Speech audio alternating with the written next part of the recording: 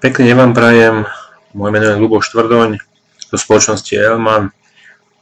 Dnes vám predstavím správu samotného grantového programu a špeciálne sa budeme orientovať na položku infotexty v e-grante. V hlavnom menu e-grante si klikneme na grantový program. Vyberieme si grantový program, v našom prípade už máme vybraný grantový program samotný.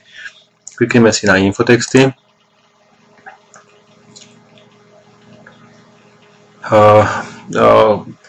O čom je vlastne položka infotexty? Vlastne sem vkladáme text, ktorý chceme, aby mal k dispozícii grantista, keď sa prihlási do e-grantu.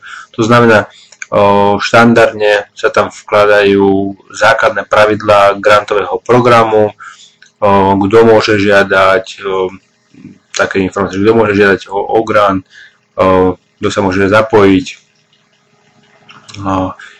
kontaktné údaje, telefón, e-mail a tak ďalej a tak ďalej. Vlastne na jednom mieste má grantista aj formulár, aj vlastne základné podmienky.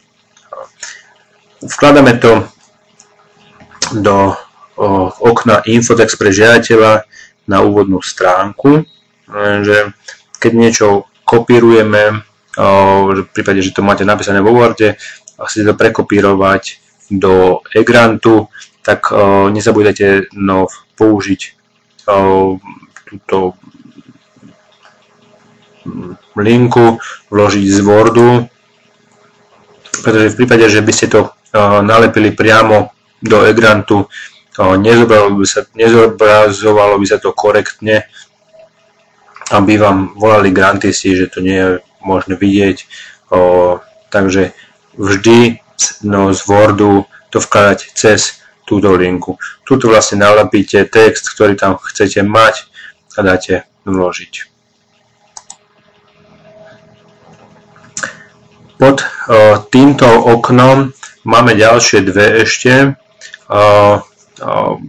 To je hlavička pre tlačenú verziu žiadosti a petička pre tlačenú verziu žiadosti. Hlavička to je v prípade, že nechávame grantistov vytlačiť žiadosť a poslať ju ešte poštou, alebo že si chcú žiadatelia vytlačiť túto žiadosť a my chceme na vrchu tej žiadosti, dajme tomu, že názov grantového programu alebo logo organizácie, tak sem do tohto okna vlastne vkladáme a používame ho pre tento účel. Dole petička pre tlačenú verziu žiadosti, tá je tiež veľmi dôležitá. Jedna vec je vytlačiť už hotovú samotnú žiadosť vyplnenú grantistom. Druhá vec je v prípade, že žiadate naozaj tlačenú verziu, aby vám ľudia odoslali, tak mnohokrát tí grantisti nevedia, kde to majú podpísať, že vlastne držia žiadosť, ale nemajú tam miesto na podpis. Tak toto okno je vlastne na to, že vy napíšete podpis a vlastne môžete tam dať ešte dátum alebo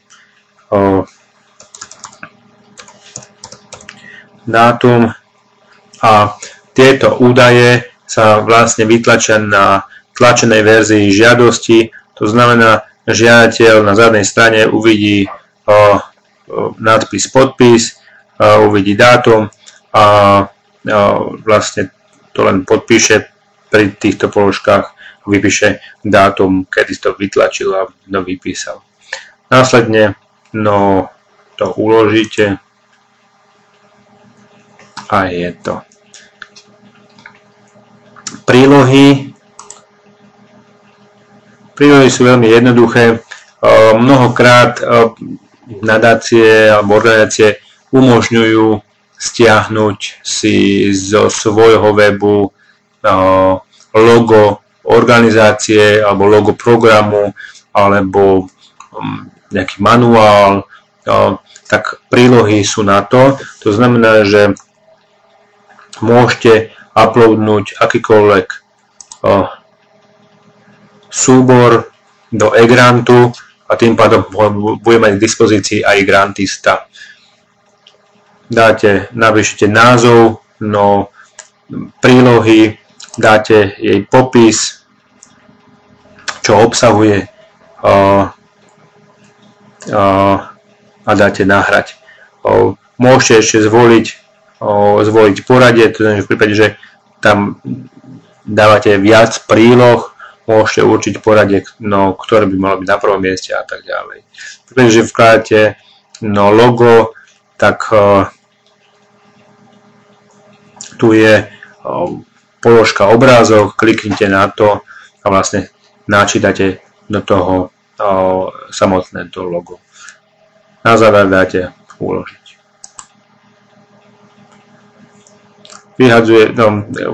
Je to vidieť, že to nevypísalo korektne, takže musíte vypísať položky, ktoré sú žiadané, to znamená, že názov tej položky je žiadaný, takže treba vypísať.